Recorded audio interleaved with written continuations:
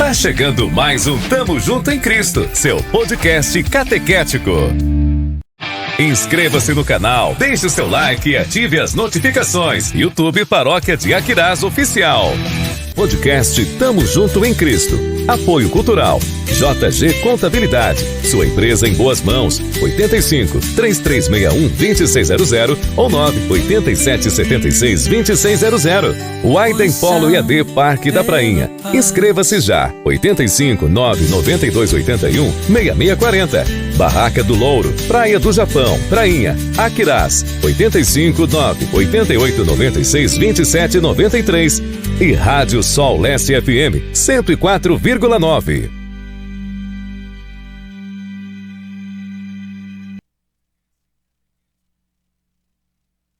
Olá, meus irmãos e minhas irmãs, tudo bem com vocês? Estamos começando aqui mais um Tamo Junto em Cristo.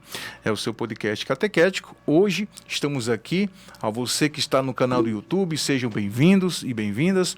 A você que acompanha também na Rádio Sol Leste FM 104,9, todas as quintas às 16 horas. No canal do YouTube, Paróquia de Aquirás Oficial, às 20 horas. Tá? E hoje, né, estamos aqui recebendo, né, um convidado ilustre da nossa paróquia de São José de Ribamar. Tem uma grande formação, né, na palavra, nos ensinamentos do Evangelho. Foi o meu catequista, né? Foi o meu catequista, assim, na caminhada de adolescência. E também tenho um apreço muito grande por ele, porque na vida que a gente vive dentro da igreja, a gente tem referências. E eu tenho, né, um apreço muito grande por esta referência, né, que me formou, né, e que hoje até estou junto na igreja, graças aos seus ensinamentos. Recebam Jesus Miguel, bem-vindo. Obrigado. Boa tarde, Fagner. Tudo bem? Tudo bem. Pois é, cara. Aí a gente a galera acaba vendo que a gente é assim, meio que do século passado, né? Tem isso não. Mas é bom, significa que a gente está enraizado, né? É verdade. Tá enraizado, né? E essa árvore tem que dar frutos, né? Com certeza. Jesus, como é que tudo começou na sua formação de igreja? Quem são seus contemporâneos? Mas assim, a minha formação, tira os meninos da sala, certo? Vixe. Tira as crianças da sala. Na verdade, a minha família é muito católica e nós lá em casa sempre vivemos essa atmosfera do catolicismo, no interior. E então, o catecismo eu fiz a minha primeira comunhão com 8 anos de idade, né? Mas foi uma coisa assim diferenciada, porque no dia que eu fiz a primeira comunhão, eu senti assim, pronto, obrigado, Senhor, Jesus Cristo, você me libertou, eu não piso mais nessa igreja. Né? Porque, na realidade, eu sou de uma época em que a gente acompanhou ainda uma formação muito rígida, que tinha caroço de milho, que tinha palmatória, né? Que tinha toda aquela delicadeza que a gente herdou dos sistemas colonialistas, né? E aí eu não aceitava aquilo, né? E nós morávamos numa fazenda que a programação da televisão melhor era de domingo à tarde, que era o Incrível Hulk, o Homem de 6 milhões de dólares. Eu sei. E eu queria assistir, era a hora do catecismo, cara.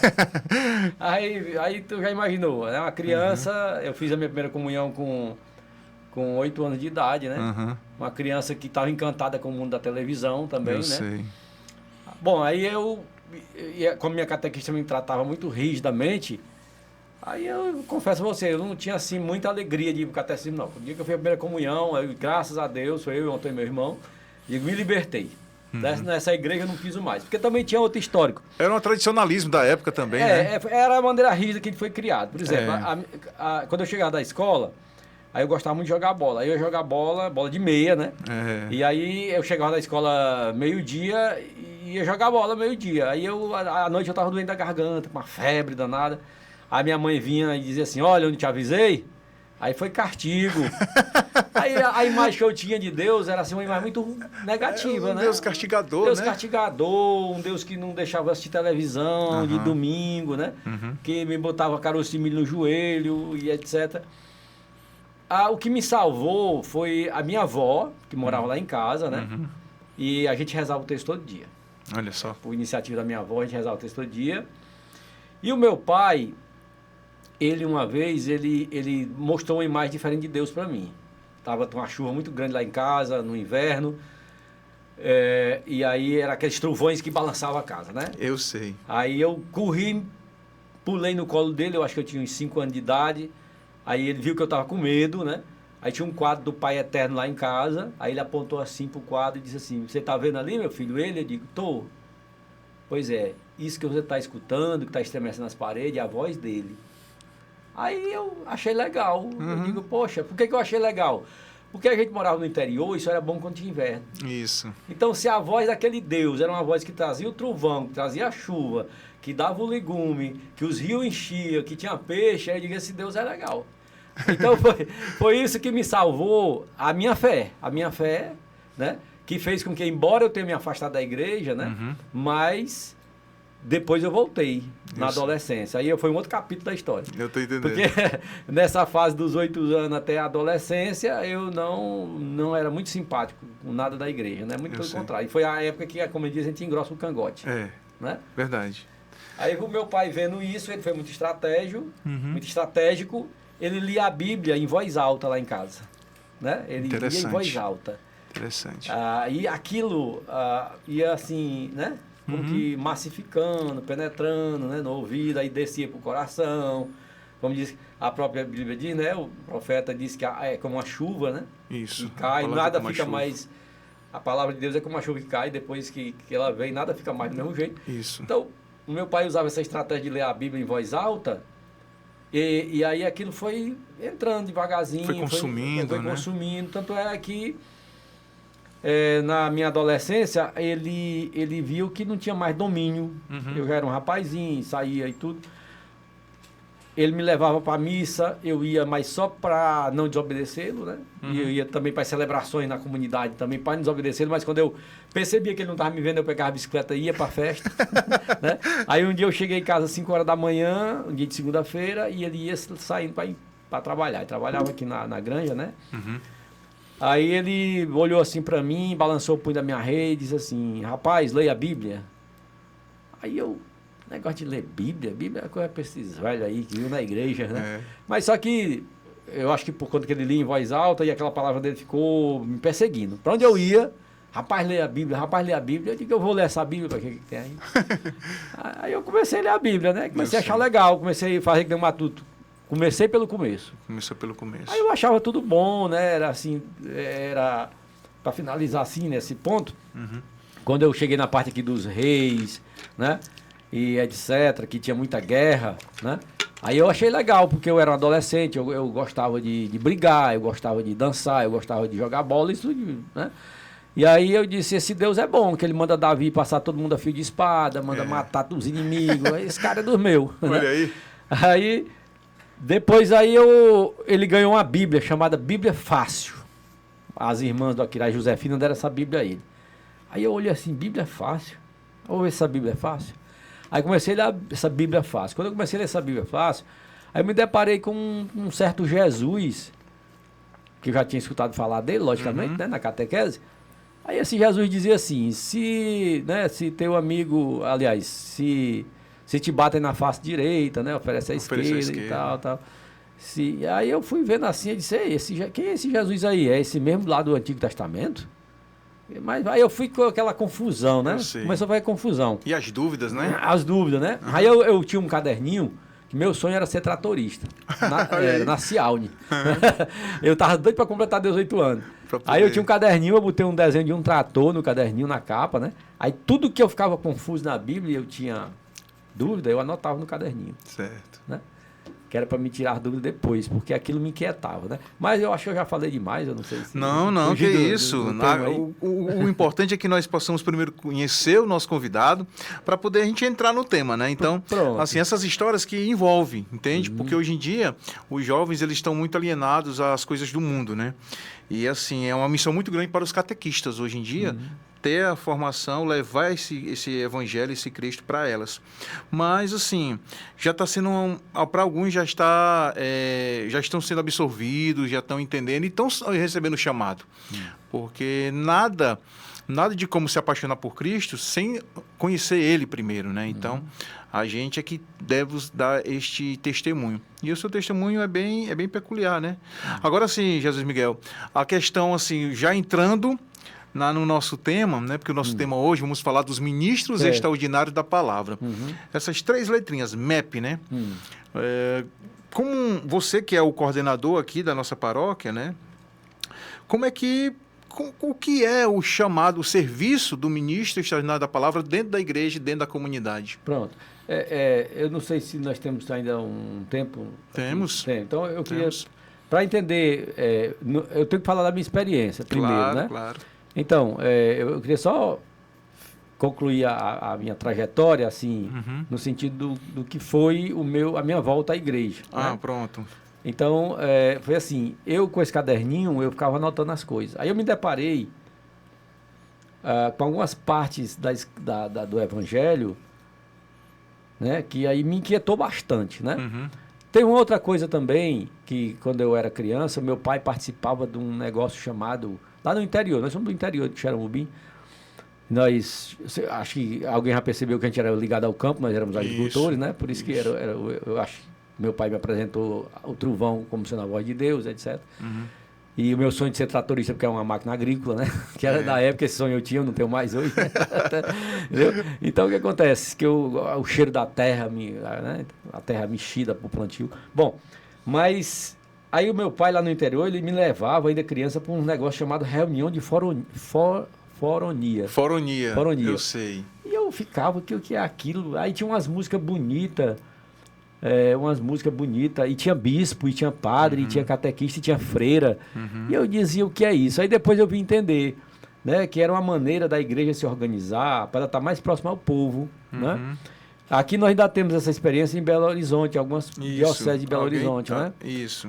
Mas aqui no Ceará, esse movimento, ele foi dando lugar a outros movimentos, que era um movimento ligado às comunidades eclesiais de base, né? E eu achava aquilo muito legal, porque muita gente participava, as pessoas se juntavam, aí tinha a catequese, tinha os mutirões, né? As pessoas construíam a casa dos mais necessitados em mutirão, as roças iam trabalhar juntos na roça, porque o contexto da época, nós vivíamos na época, ainda na década de 80, sobre o regime da ditadura, onde não havia direitos sociais, né? Era verdade. Então, não tinha direitos sociais e 80% da população brasileira naquela época era rural. Isso. Então, nós estávamos mais no campo do que na cidade. Estava havendo já o êxodo, né? Tanto é que nós fizemos parte aqui do êxodo, né? Nós viemos do interior para cá. Então, já estava havendo um êxodo por conta da industrialização, né? De surgimento de algumas oportunidades de emprego registrados. Certo. Porque o homem do campo, que era o nosso caso, nós não tínhamos registro e trabalhávamos no sistema de meiação. Eram meieiros, né? Era terrível. Na realidade, era uma escravidão disfarçada. Né? Que era aquele sistema feudal lá da Idade Média, claro. Né? Onde o homem do campo ele não ganhava salário e ele tinha que dividir a colheita com o dono da propriedade. E diga-se de passagem, nós também lá no interior nós não tínhamos propriedade. Né? A gente morava nas fazendas e a gente era um semi-escravo, né? Assim como inúmeras famílias eram. A igreja, vendo isso, sentindo essa dor do povo, sentindo essa necessidade, ela criou esse movimento chamado Foronia. Que é um conjunto de paróquias, né? Que se organizaram para ir até o povo, não mais esperar o povo vir à igreja. Isso. E aí as reuniões, as missas, as formações aconteciam nas comunidades, né? Enfim, era um movimento muito grande. A igreja desceu do altar e foi até o povo. Foi até né? o povo. Aí era o movimento das comunidades eclesiais de base. Eu povo conheci, mais sofrido, né? Exatamente. Aí eu conhecia essa face da igreja na época, mas foi na época assim, da infância, passou.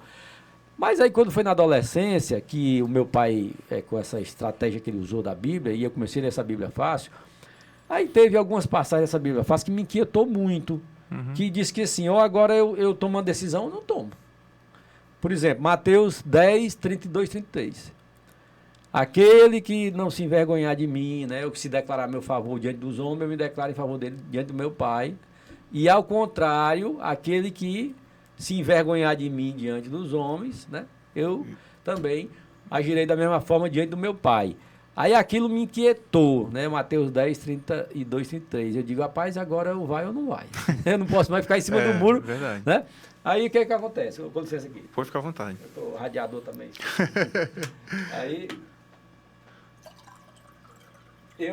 Aí teve uma parte que realmente essa eu precisava tirar a dúvida. Foi assim.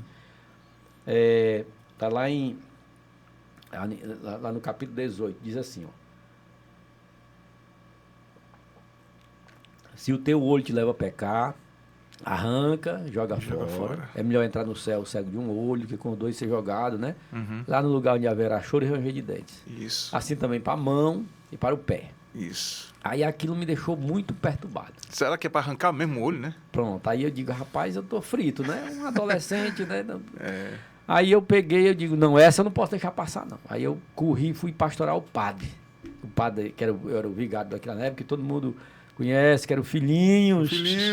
Grande padre Pimentel. Pimentel. E eu fiquei pastorando o padre Pimentel, eu sabia que ele almoçava, dormia um sono, e 2 horas da tarde ia comer coalhada na casa das irmãs. Nesse dia eu não almocei, né? Só para esperar ele. Só para esperar. Quando ele me viu aí, ô menino, o que tu faz aí? Eu digo, padre, quero falar com o senhor. Tu quer se confessar, menino? Aí eu digo, não, eu quero tirar uma dúvida. Aí quando ele me chamou para comer coalhada, depois da coalhada, né? Aí ele disse, qual é a sua dúvida? Eu falei para ele, ele disse, rapaz, você estuda? Aí eu digo, estudo. Pois o seu olho, a sua pé, o seu pé, a sua mão, que lhe chama a pecar, é algum amigo seu que lhe chama para você gazear a aula. Acontece isso? Eu digo, acontece todo dia. Ele disse, pô, então pronto, corte ele e jogue fora. Tire ele da sua lista de amigos. Entendeu? Na realidade ele disse assim, tire o convite, né? O convite. Não aceite o convite. Não aceite esse convite. Isso. Aí eu digo, padre, é isso? Eu digo, graças a Deus, vou guardar. Tudo que te leva o caminho, né? Pronto. Desvirtar o caminho. Exatamente. Aí ele pegou esse exemplo da escola e ele falou também, né? Perguntou se eu estava participando da igreja, né? Eu disse, não, padre, eu estou com essas dúvidas, estou querendo tirar aqui. Aí ele entendeu a minha situação, né? Também não forçou a barra. E disse isso, eu agradeci a ele, e a partir daí, aí pronto, aí eu não passei mais um dia sem ler a Bíblia, né? Aí foi quando eu fiz uma experiência com a renovação carismática, né? Nós fizemos, aqui no Aquiraz, tínhamos alguns movimentos da renovação carismática, tínhamos retiro, né? Fazíamos a vigília de Pentecoste a noite inteira, né? Tinha o padre Edilson na época. Depois eu fui percebendo que não era a minha espiritualidade, a da renovação carismática. Eu fui resgatando em mim a espiritualidade mais social da igreja, Entendo. Entendeu? Aí eu fui retornando, assim como se diz, as minhas bases, né? Isso. E aí eu fui até os jesuítas. Cheguei à Companhia de Jesus, Bacana. onde fui acompanhar durante 3 anos, né? Ainda fui interno ainda, não durante os 3 anos, mas por um período. E foi o que, assim, realmente me clareou em relação à minha vocação, em relação ao servir na igreja, né? Isso me edificou. Me edificou e a gente é um projeto, claro, inacabado, né? Claro, a gente sempre em processo de construção, né? Processo de construção, mas eu devo, a minha base, assim, de formação é essa, é uma base familiar, que passou por amigos que me apoiaram, como o padre Pimentel, e não forçou a barra, E a Companhia de Jesus, né? Que me acolheu através de pessoas que eram amigas minhas de Fortaleza, que me encaminharam, né? Que tinha um trabalho aqui da Pastoral da Criança. A gente era voluntário. Isso. E aí, graças a Deus, nós estamos aqui hoje. Aí até chegamos ao ponto de estarmos hoje aqui exercendo 2 ministérios. Eu estar exercendo 2 ministérios na paróquia, que é o Extraordinário da Palavra, que é o tema de hoje. Isso. E o Extraordinário da Sagrada Comunhão, né, que bem. o Padre Alderi nos oportunizou. E aí nós que eu digo, em termos de grupo, mas em relação à minha pessoa, aceitou prontamente o convite, porque a gente percebe que esse é o reino de Deus, né? E que a nossa vocação é servir e naquilo que eu me identifico. Então, Entendo. eu me identifiquei com esses ministérios, né? Ok? Muito bem. Para ser assim, o serviço do ministro da palavra, né? Muitas vezes as pessoas acham que você tem que ter o dom da palavra, tem que saber falar bem, tem que saber os ensinamentos da Bíblia, de cor e salteado. É necessário, Jesus Miguel, ter esse... Na realidade é assim, a pessoa que vai estar à frente, né, digamos assim, de um grupo, né, ou de uma pastoral, ele tem que ter uma certa, digamos assim, habilidade comunicativa, né? Ele tem que ter uma certa habilidade comunicativa, por quê? Porque as pessoas têm que entender a mensagem, né? Verdade. Se ele vai se comunicar por gestos ou de forma oral, né? Entendeu? Então ele tem que procurar cada vez mais aperfeiçoar essa comunicação. Não se trata de ser doutor com anel no dedo, né? Isso Não, nós temos pessoas que... O exemplo que eu falei do meu pai não tinha nem o antigo primeiro grau, né? Ele tinha estudado até a terceira série inicial. Né? E meu pai, ele tinha ele era muito bom na fala, né?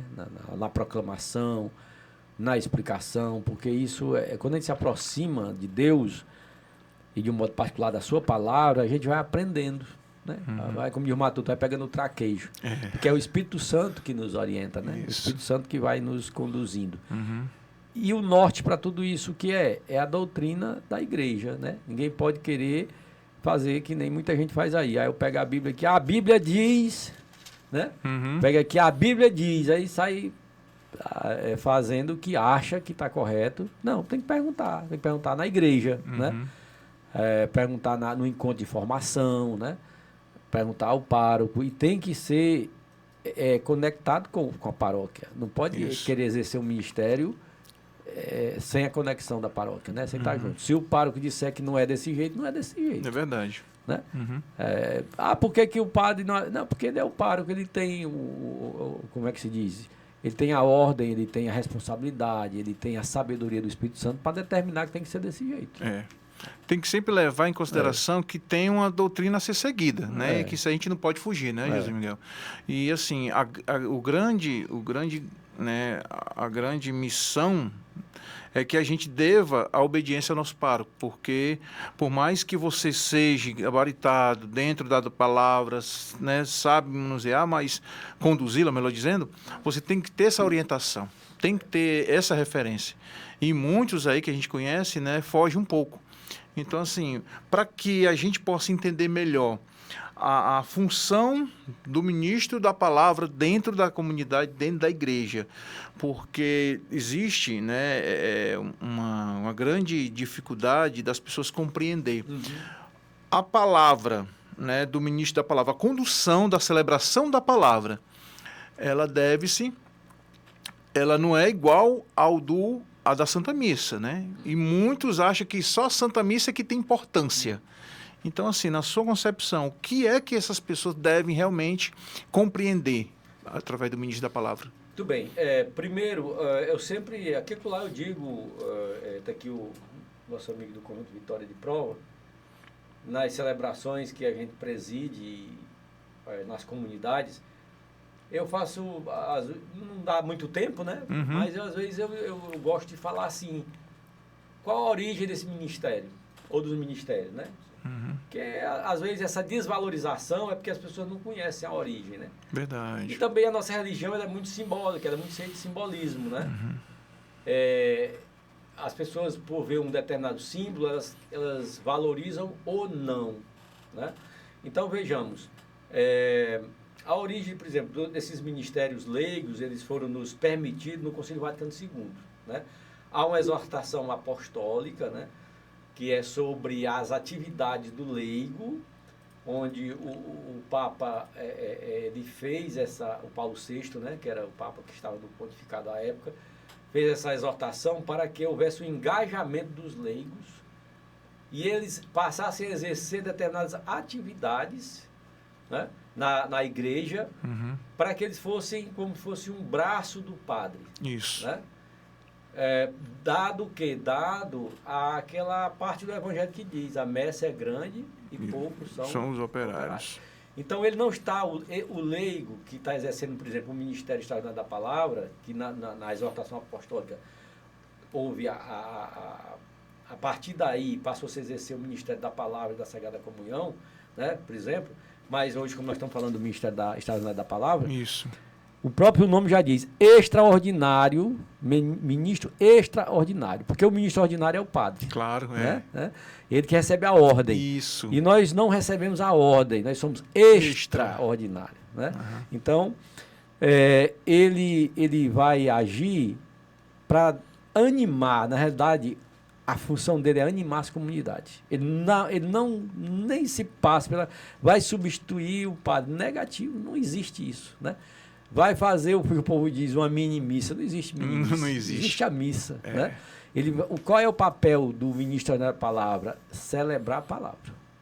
E a comunidade tem que ter essa consciência. Nós vamos para a celebração da palavra. Da palavra. Hoje é a celebração da palavra. Já tem que sair sabendo. Sabendo, né? Hoje é a celebração da palavra. A paróquia aqui tem um zelo muito grande, através do Padre Alderi e da Irmã Conceição, e a gente todo mês solta a agenda, né? Uhum. A agenda de celebrações da palavra, né? Logicamente, a gente está colocando essa agenda junto com a agenda das missas, para as pessoas se orientar melhor, né? Saber, por exemplo, que domingo que vem agora, que é o primeiro domingo do mês, tem missa, horário tal, mas no horário tal tem a celebração da palavra na comunidade tal. As pessoas ficam sabendo. Isso. Então, o que acontece? A celebração da palavra substitui a missa? Não. A celebração da palavra é para aquelas comunidades que não é possível haver a missa naquele dia, né?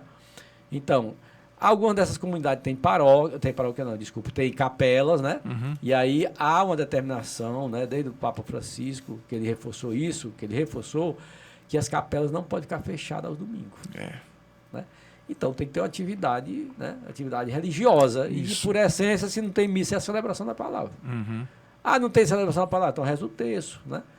Mas Um momento de oração, né? Mas essencialmente é a celebração da palavra. Muito bem, então o nosso papel é esse, é animar as comunidades na fé, né? Certo. Já que nós fomos assim permitidos pela própria igreja, né? Uhum. E o que faz talvez desvalorizar esses momentos é justamente talvez essa falta de informação, que as pessoas saibam que nós ali não é coisa inventada, né? E não está substituindo nada. Uhum. Porque, se não vejamos, se o leigo ele não vai para a celebração da palavra porque não é missa, será que ele foi para a missa? Não foi, porque não teve. Então ele perdeu o domingo. Ele perdeu o domingo que é importante para ter, né? Para ter na sua... domingo, né? De escutar Isso. a palavra de Deus, escutar a reflexão. Uhum. Então, para ele não teve nenhuma vantagem, né? Verdade. Para isso. Muito bem, gente. Estamos aqui com Jesus Miguel, ele que é coordenador paroquial dos ministros extraordinários da palavra, né? Está aqui no nosso Tamo Junto em Cristo, que é o seu podcast catequético. E agora vamos fazer uma pequena pausa para falar dos nossos colaboradores. A você que ainda não colabora com o Tamo Junto em Cristo, né? Você pode ser um colaborador, entre em contato com a gente, né? Tá aí os contatos, tá bom? Para que você possa vir, né, a fazer parte deste projeto, que é um projeto catequético de levar, né, a pessoas que são da igreja, da nossa igreja, paróquia São José de Ribamar, que tem uma certa relevância, tá, para a gente poder compartilhar experiências, tá certo? Então, a gente manda um forte abraço a Cris, Barraca do Louro na Praia do Japão, é uma das nossas colaboradoras, muito obrigado. Você que deseja, né, visitá-la, tomar aquele peixinho, aquele caranguejo, né, aquele pargozinho maravilhoso, Jesus, é só ir lá na Praia do Japão, viu? Você já foi lá, não?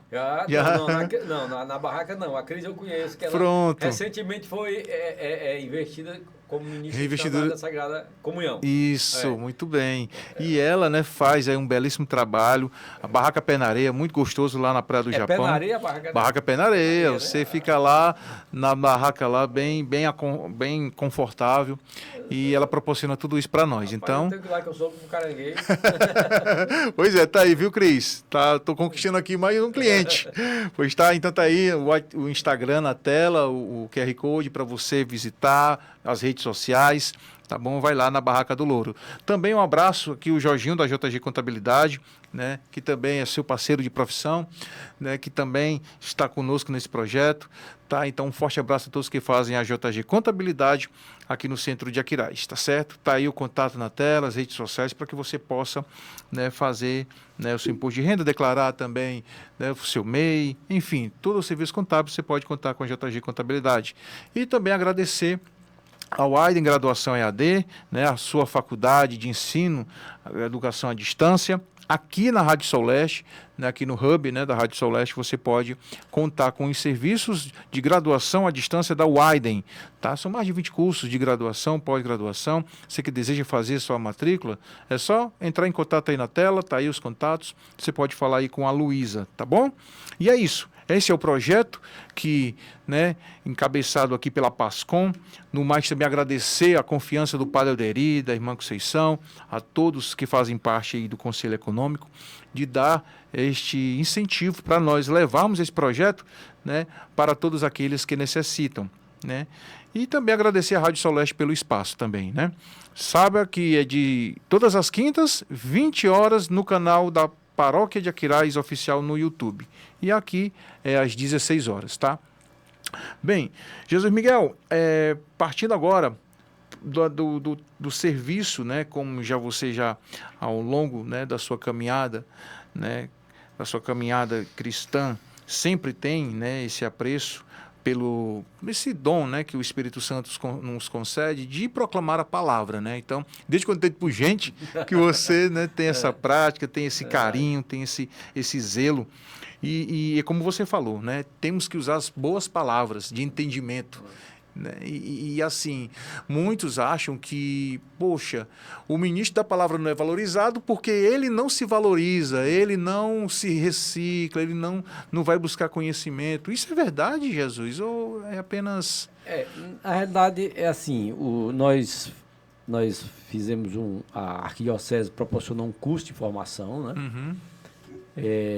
Todos os ministros que estão em exercício eles fizeram esse curso. Uhum.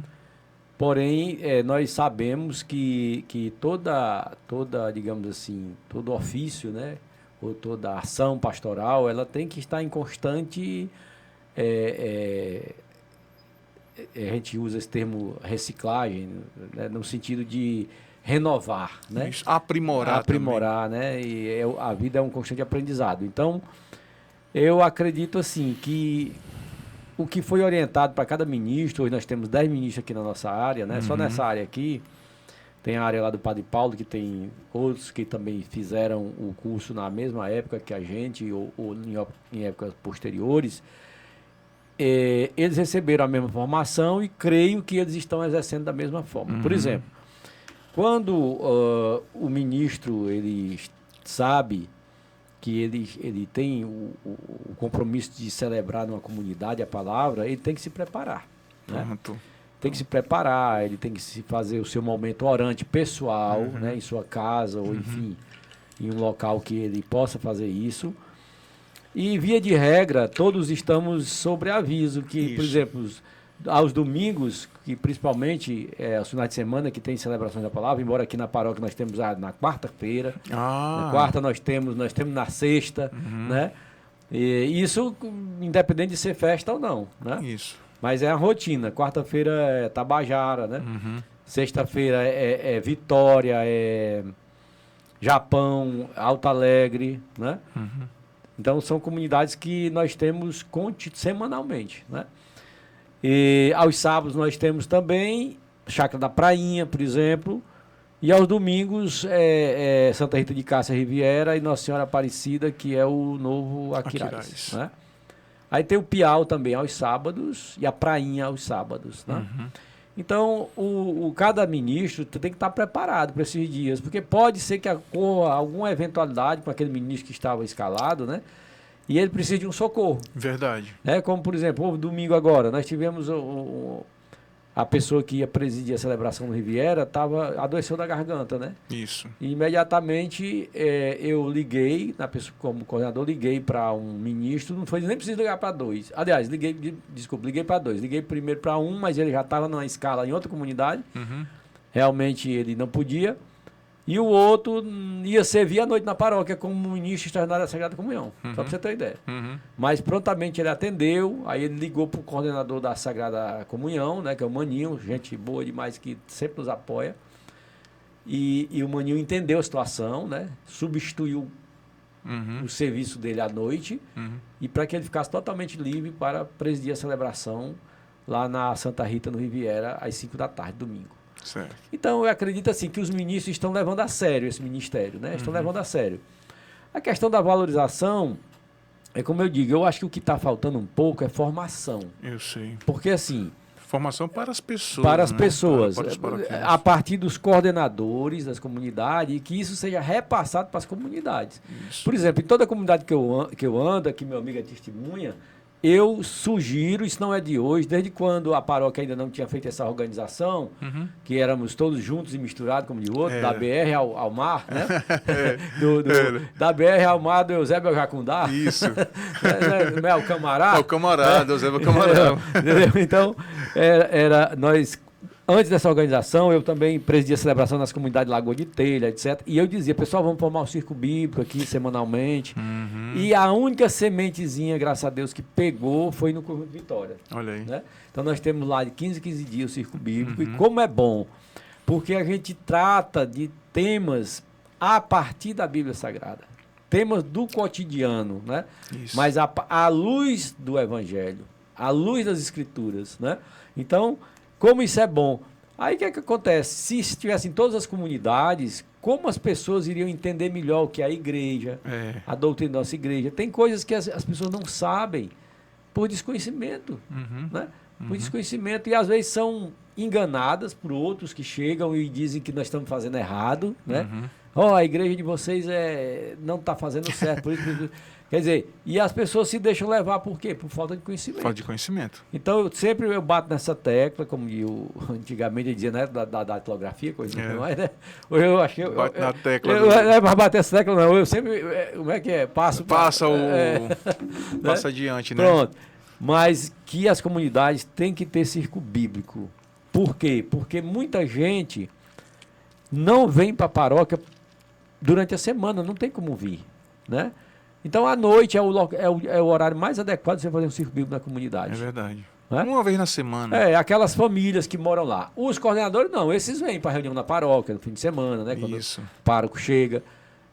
Mas aquelas pessoas lá, as famílias, a gente vai conseguir fazer com que elas sentem lá na comunidade, né?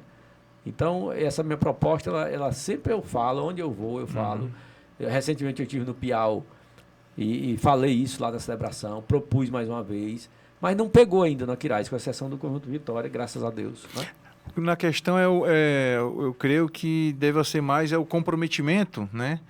E, assim, o comprometimento do povo, o desejo do povo aprender, mas custa a nós também chegar junto. Por exemplo, tem aqui uma experiência nova, que o Antônio Ronaldo, lá no Riviera, ele está fazendo o circo bíblico nas casas. Ele me falou, já é diferente, né? Ele me falou que está indo nas casas, reunindo as famílias nas casas, fazendo circo bíblico. Quer dizer, já é mais uma iniciativa. Isso. Conjunto Vitória, graças a Deus, as pessoas vão para a capela. Isso. E ele lá no Riviera, ele faz o inverso. O inverso, né? E eu acredito que isso vai gerar frutos. Não, né? com certeza. Entendeu? Porque então, aí já motiva, porque assim, quando tem um trabalho como esse de visitação, é uma missão. Você vai visitar a família, né, ver a real situação, fala da palavra de Deus, né? Fala do evangelho, fala de uma forma bem explanada para que a pessoa possa entender. E aí já gera o quê? O convite para ir até a capela, né? Por exemplo, o nosso padre Calderi, desde quando ele botou os pés aqui no Aquiraz, como diz, eu lembro, ele fala assim, olha gente, esse Aquiraz é imenso, é grande, né? Só nessa área aqui que nós ficamos. Isso, né? Se torna grande, imagine se fosse todo. Então, quer dizer, e quantas famílias aqui não estão sendo assistidas pela uma ação pastoral nossa, né? Quantas famílias não têm uma novena na sua rua? Entendeu? Verdade. Então, nós precisamos avançar. Esse mês de outubro agora é o mês das missões, né? Eu creio assim que a gente precisava ter esse olhar de missionário e sair do grupo que eu tô. Tá, tudo bem, graças a Deus, estou no grupo, eu bebi, me abasteci, né? E agora eu vou para um grupo que não tem nada. Lá para aquela rua, aquela rua, vou lá convidar as pessoas, ó, vamos aqui, onde é a casa aqui que a gente pode se reunir uma vez por semana. Isso. Né? Um amigo meu aqui diz assim, às vezes quando eu vou para a comunidade eu levo um bolo, né? Aí ele diz assim, para que tu vai levar comida? Eu digo, rapaz, comida é sempre bom, né? Isso. Onde Jesus estava tinha comida. Tinha, né? na maioria dos lugares. A gente leva um bolinho, aí o pessoal lá faz um café, né? O café da Virgínia lá, tão bom, né?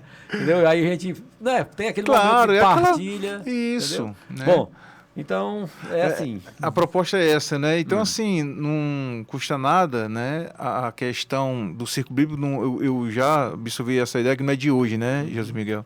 Porque a gente se torna mais próximo, a gente se torna essa pessoa que vai até o povo, né? Que Jesus, ele evangelizava nos mais distantes lugares, né? Ele não se acomodava. E ele ensinava aqueles outros, né? Por isso que toda vez que ele via alguém, né, ele chegava, ó, você vai em missão. Então, nós que somos leigos e leigas da igreja, nós devemos ter esse compromisso, né? Então, é dessa forma que a gente tem que caminhar. E esse propósito, ele não que fique somente no período de mês da Bíblia, né? Porque geralmente as comunidades fazem isso. Mês da Bíblia, vamos fazer o círculo bíblico. E param por aí, né? Então, nós que tem esse ardor missionário de ir até as pessoas, que a gente possa também motivar os demais para fazer isso, né? Então, espero que, né, isso, né, com certeza saia do papel e que as pessoas realmente abracem, porque muitos esperam pelo padre. Não deve ser assim, né? Nós somos os braços do padre, né? Nós que somos leigos, então nós precisamos estar também à frente desta missão, né? Então, assim, dentro dessa relação missionária, né, do ministro da palavra, para entender melhor a diferença, para muitos ainda é coisa muito simples, mas eu vou fazer essa pergunta. A diferença da celebração da palavra e da missa. Muito bem. Né? A diferença básica, né, é a Eucaristia. Aí você diz assim, mas eu fui para a celebração da palavra, lá tinha comunhão. Né? Tinha comunhão. Isso. Mas, entenda bem, a celebração da palavra, ela pode haver sem comunhão, né? Inclusive, aqui no Aquiraz, graças a Deus, eu percebo que a gente não tem dificuldade em ter comunhão. Na nossa época, quando eu era moleque, né? Nós não tínhamos. Não tinha, né? As missas, saudoso Chico Lopes, que era quem ia lá na comunidade animar a gente, né? Isso. Entendeu? Nós não tínhamos ministro, né? Depois foi que o papai foi revestido, né? Isso. Aí foi quando começou a capela, foi feita e pronto, Isso. né? Mas quando nós celebrávamos nas casas, não tínhamos. Então, o que acontece? Na realidade, a grande diferença é essa, nós não temos a consagração, né? Isso. A consagração. Então, o que diferencia a celebração da palavra da Santa Missa é a consagração. Aí vejamos o seguinte, na celebração da palavra, a dinâmica, ela pode ser mais, assim, digamos, mais aberta. Porque realmente, na Santa Missa, não pode haver assim abertura para outras falas, né? As falas do leigo, alguém queira dar um testemunho, né? Realmente é próprio da liturgia não ter essa abertura, né? Mas na celebração da palavra a gente pode fazer essa abertura. Por exemplo, não tem homilia, né? A homilia é da missa. Então, claro. na hora após a proclamação do evangelho, a gente faz o quê? Uma partilha, uma reflexão. Isso. E é nesse momento que alguém pode dar um testemunho. Claro, né? claro. Alguém pode dar um testemunho de vida, de conversão. E né? muitas vezes as pessoas não sabiam disso, porque é somente, é a mesma homilia? Não, a palavra é reflexão. E aí muitos também não sabiam, porque pode partilhar, né? As pessoas também podem ter aquele, né? Exatamente. Aquela troca, né? De conversa, de diálogo, né? Em cima dessa palavra. Muitas vezes eu tentei oportunizar isso, eu confesso para vocês, mas assim, não houve muita abertura, porque o nosso povo, ele não está ainda habituado a falar de si, né? Isso. A gente quer ouvir o outro falar. Uhum. Tanto é que uma das reclamações, às vezes, que o pessoal faz, de quem está presidindo, é que assim, não falou bonito. Alguém quer ir para a igreja para escutar a fala bonita. E não é assim. Se você pegar aqui os profetas, quantos profetas não foram... Jesus reclamou isso, né? Vocês são sepulcros caiados porque vocês mataram os profetas. Né? Por quê? Porque ele não falava o que as pessoas queriam ouvir. Isso. Né? Jeremias foi jogado dentro de uma como é que se diz? Uma cisterna de lodo, né? E que foi um pagão que foi lá no rei pedir para libertá-lo. Quer dizer, não foi nenhum do povo de Deus. Foi um pagão. Foi lá e simpatizou pelo que ele pregava sobre Deus e foi lá para pedir tirar ele do fosso, né? Então, o que acontece? É bom que as pessoas também entendam que, às vezes, por fato de eu não ouvir o que eu queria ouvir na igreja, né? Agora eu não vou mais. Não, não é assim. Não é assim, né? Porque a gente não pode querer ouvir somente o que quer que é ouvir, bom. É o que nos apraz. É o que nos atrai, né? Entendeu? Faz sentido. Mas eu queria dizer assim, eu sinto a necessidade, aí o recado eu já comentei que alguns ministros da palavra, é que todo trabalho, Jesus Cristo nos ensinou, que ele tem que ser continuamente, eu vou voltar a usar esse termo de reciclado, né? Uhum. Eu acredito que já foi sugerido no início do nosso ministério que de 2 em 2 meses nós tivéssemos um encontro dos ministros da palavra, do extraordinário da palavra, com o nosso pároco, ou com alguém que ele delegasse, né? Para a gente avaliar o trabalho. Interessante. E que esse encontro também fosse com os coordenadores de comunidade. Né? Nós tivemos, semana passada, uma pequena reunião com a comunidade, com a coordenação de uma certa comunidade, né? Para tratar sobre esse tema. E como foi bom. Foi bom porque tranquilamente a gente disse o que estava sentindo, os dois lados falaram. As dores, né? As dores, o que precisava melhorar a ação, o que precisava melhorar.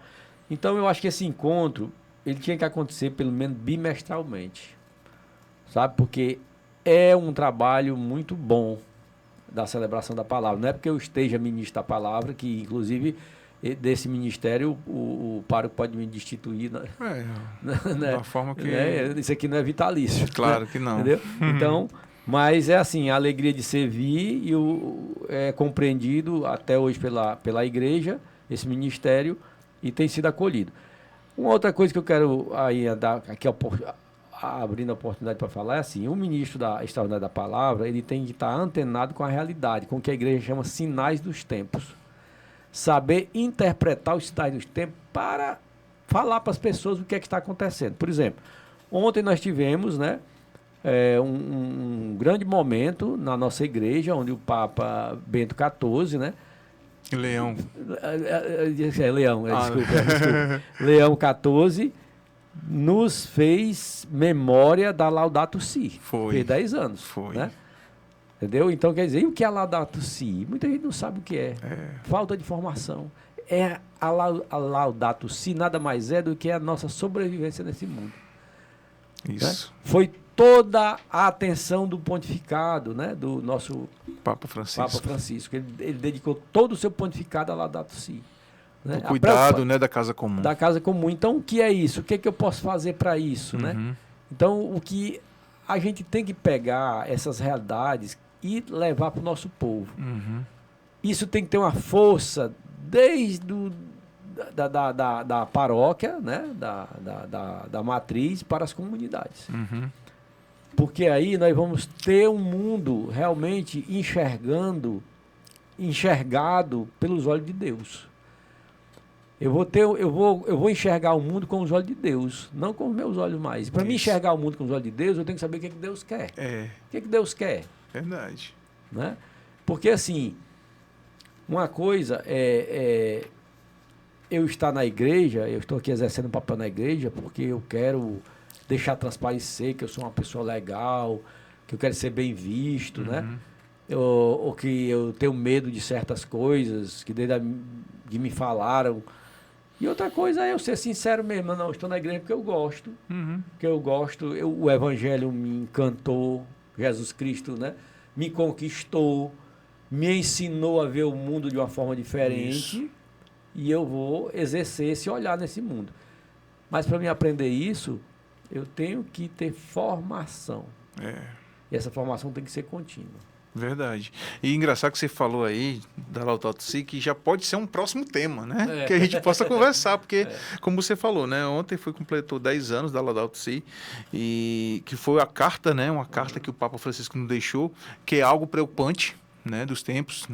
E eu creio que todo ministro, né, deve se debruçar em cima da Laudato Si, para que aí eu creio que com certeza, né, ele vai fluir bem dentro da evangelização, porque você não está indo somente para falar da palavra, né, que Deus é próprio a palavra, né, a palavra que se fez carne, né. Então é por isso que a gente deve também se preocupar com isso, e é um tema, quem sabe, né, para os próximos episódios. Nós temos, né? Esses temas, eles fazem parte da doutrina social da igreja, Isso. né? Que são temas que ficaram aí na gaveta aí nesses últimos anos, né?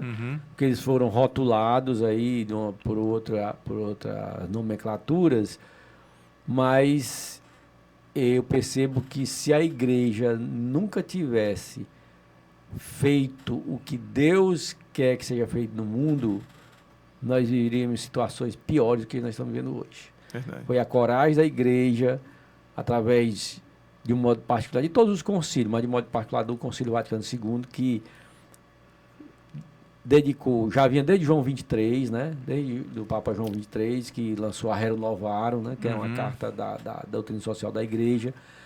Enfim, os demais papas deram continuidade a essa mesma linha, e nós temos um mundo, digamos assim, hoje ainda habitável, né? Porque aqui no Brasil, por exemplo, eu gosto sempre de ver de algumas personalidades, e algumas vieram para cá, não sei se ainda tem um tempo. Tem sim, pode ficar à vontade. Algumas personalidades que eram assim do mundo televisivo, hoje a gente chama de influencers, né? Mas as pessoas na época não eram chamadas de influencers, eram atores de novela, etc., que vieram para cá de outras nacionalidades, né? No período pós-guerra. Eu sei. E eles vieram para cá porque disseram que o Brasil era um país de possibilidades, né? Aí. Então aqui eles não foram perseguidos por conta da nacionalidade deles, nem por conta da religião, né? E, enfim, eles encontraram aqui no Brasil uma mãe, né? Um Brasil de maioria católica, né? Isso. Graças a Deus, e que acolheu todas as pessoas que aqui vieram, né? E que evangelizou eles, né? Alguns tornaram-se católicos, outros não, né? Mas a gente fica muito feliz com o depoimento dessas pessoas, onde elas disseram que aqui se sentiram acolhidas, enquanto que a gente vê que às vezes você chega em um outro país que você tem restrições seríssimas, né? Claro. Seríssimas. Mas nós temos que, como dizia o Papa Francisco, tentar construir mais pontes do que muros. Do que muros. Né? Nós temos agora uma situação gritante, que é aquela questão de Gaza, né? Onde aquele pessoal da flotila está lá, tem brasileiro lá, tem aqui no caso do Ceará até a Luiziane Lins, né? E que estão lá sob custódia do Exército, estão sendo bloqueados para não levar alimentos e medicamentos àquelas pessoas que estão em extremidade, né? Que ali já passou não tem mais nem o que dizer, ali é uma coisa catastrófica, né? E, enfim, mas eu, assim, rezo todo dia por essas pessoas que tiveram a coragem de ir lá, né? Eu, particularmente, não sei se eu teria essa coragem, né? Porque ali ninguém sabe se eles voltam. Verdade. Né? Então, eu sempre nas minhas orações eu coloco e peço que todos os cristãos coloquem para essas pessoas que foram socorrer os nossos irmãos. Porque eu gosto sempre de alertar as pessoas, que era o que dizia Dom Helder. Não nos esqueçamos, no último dia, que vai ser como um piscar de olho, ele vai só perguntar assim: eu tive fome e vós me deste de comer? Faz a pergunta, né? Nem faz uma afirmação, faz uma pergunta. Dom Helder, ele dizia Muito assim, sábio. não vamos nos esquecer disso. Ele é né? muito sábio, um homem de Deus, né? Então, é isso. Muito bem. Pois é, né? Se você quiser fazer complementar alguma coisa, Jesus Miguel, fique à vontade. Pronto. Nós estamos aí nos nossos 4 minutos, né? Oba, estamos aí Quase 5 minutos. Aí não vai ter prorrogação, né? Porque Pode fazer uma prorrogaçãozinha. Eu trouxe aqui um exemplar, não sei se está sendo visto. A Bíblia, aqui, do lado aqui. Bíblia Pastoral, né? Isso. Essa Bíblia Pastoral, ela é da editora Paulus. Essa edição, eu gosto muito de ler essa edição. Por quê? Porque ela tem uma linguagem muito compreensível, né? Para as pessoas menos, digamos assim, menos letradas, né? A linguagem dela não é uma linguagem muito culta, né? Por exemplo, às vezes a gente pega uma versão bíblica que tem palavras que a gente não entende, né? Porque, convenhamos, nós assentamos-nos aos bancos escolares, mas a maioria das pessoas, às vezes, elas pararam no que a gente chamou ensino médio, né?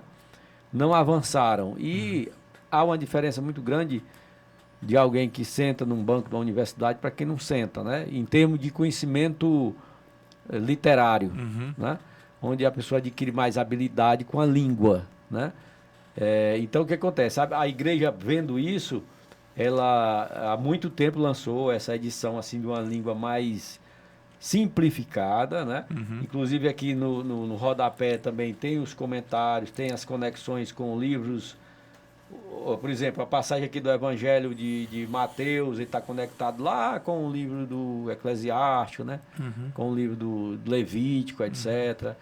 Por exemplo, a igreja, o cristianismo sempre decidiu suas coisas através de concílios, né? Isso. Que é a reunião do sucessor de Pedro com os demais, né?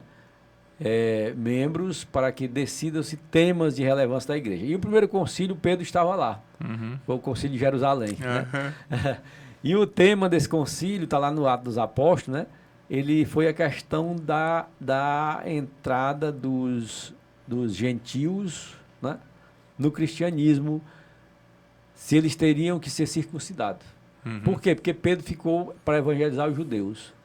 Paulo foi para os gentios, né? Isso. Que os gentios eram chamados pagãos, né? E aí a grande problemática da época era essa. Eles têm que ser circuncidados ou não? Porque um homem para ser circuncidado era mais complicado. Enquanto criança era mais... Que a circuncisão é um ato cirúrgico, digamos assim, né? Na genitália masculina, né? Do menino. Então, para fazer isso num homem adulto, naquela época que não tinha anestesia, não tinha nada, era mais complicado, né? Bem mais. E aí todo o debate era esse, e esse foi o primeiro concílio que tratou sobre isso, e Pedro, inspirado pelo Espírito Santo, né, sai, digamos assim, a encíclica, né? Sai assim, digamos assim, que para eles serem cristãos, não precisavam ser circuncidados, bastava que eles evitassem a fornicação e consumir as carnes sufocadas, oferecida aos outros deuses, e as carnes com sangue, né? Que isso aí já é um outro tema. Está lá no Levítico, capítulo 17. O que era isso? Carne sufocada, carne com sangue, fornicação, outros deuses, e não tem só um Deus, entendeu? Então, para você ver como é muito vasto as escrituras, amplo, né? E nós precisamos de muita formação para a gente entender todo esse universo, né? Muito bem, estivemos aqui com Jesus Miguel, né, coordenador paroquial dos ministros extraordinários da palavra. E agora, para a gente fechar este momento, este episódio, Jesus Miguel, que você possa deixar uma mensagem. Qual seria a mensagem, não só para os nossos paroquianos, mas também para o grupo, né, que compõe os ministros da palavra da nossa paróquia, e num modo em geral, porque a gente vai para o mundo inteiro, né, através das mídias digitais. O que eu posso deixar para vocês é Mateus 10, 32 a 33. Vamos nos posicionar diante do mundo, em nome de Deus, de acordo com sua vontade. Né? Ou seja, não vamos nos envergonhar, não vamos nos calar, não vamos deixar de buscar formação para nós podermos assim entender os sinais dos tempos que tanta igreja deseja, porque senão ele também vai nos negar diante do Pai. Né? Muito bem. Então é isso que eu deixo, Mateus 10, 32, 33. Muito bem, então para encerrar este momento, agradeço, né, a cada um de vocês que estiveram conosco aqui nesse episódio. Não esqueça de deixar o seu like, né, inscrever no canal e ativar o sininho das notificações para que os conteúdos cheguem aí, né, de imediato até você. Agradecer os nossos colaboradores, agradecer o Padre Alderi, a Irmã Conceição, toda a equipe que faz a paróquia São José de Ribamar e, claro, ao nosso Pai, né, amoroso, que diante do seu Sagrado Coração nos derrama de muitas graças, que nos consola, que tem a gente no colo, né, que sempre está ali cuidando de nós. Mas para isso a gente precisa abrir o nosso coração para o coração dele. Tá bom? Então, que possamos fazer aqui uma Ave Maria para encerrar o nosso encontro de hoje, nosso podcast, pedindo à nossa mãe, né, bênçãos de ternura e de graça para todos nós. Assim rezemos. Ave Maria, cheia de graças, o Senhor é convosco. Bendita sois vós entre as mulheres, bendito é o fruto do vosso ventre, Jesus. Santa Maria, Mãe de Deus, rogai por nós, pecadores, agora e na hora de nossa morte. Amém. Estivemos reunidos em nome do Pai, do Filho e do Espírito Santo. E é isso, gente. Obrigado por tudo. Tamo junto em Cristo. Até a próxima. Inscreva-se no canal, deixe o seu like e ative as notificações. YouTube Paróquia de Aquiraz Oficial.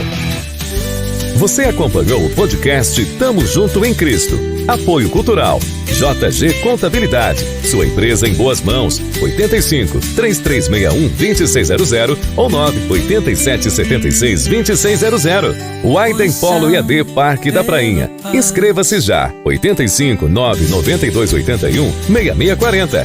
Barraca do Louro. Praia do Japão. Prainha. Aquiraz. 85 988 96 27 93. E Rádio Sol Leste FM 104,9.